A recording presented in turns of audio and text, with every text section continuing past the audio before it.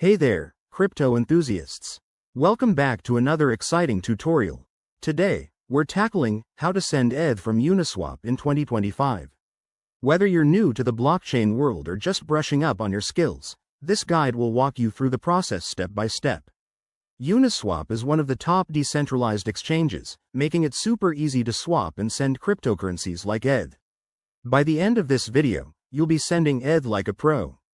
Let's dive in. First things first, make sure you have a compatible crypto wallet set up, like MetaMask or Wallet Connect. These are essential for interacting with Uniswap securely.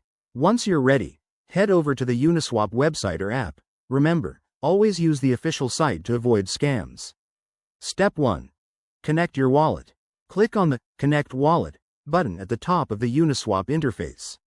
Select your wallet from the options and authorize the connection. This links your ETH balance to the platform. Next, navigate to the Swap or Portfolio section.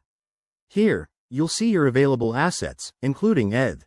If you need to send ETH directly, look for the Send feature, which might be under Wallet tab in the 2025 version. Enter the recipient's Ethereum address. Double-check this to avoid any mistakes. Now, specify the amount of ETH you want to send.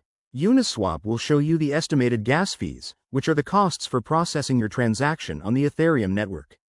In 2025, with potential upgrades like Ethereum 2.0, fees might be lower, but always review them before proceeding.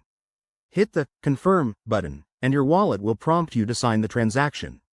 Once signed, sit back and wait for the blockchain to confirm it. This usually takes a minute or two, depending on network congestion. And just like that, you've successfully sent ETH from Uniswap. Remember, always prioritize security, use hardware wallets for larger amounts and keep your private keys safe. If you found this helpful, hit that like button, subscribe for more crypto tips, and drop a comment below if you have questions. Thanks for watching, and I'll see you in the next video.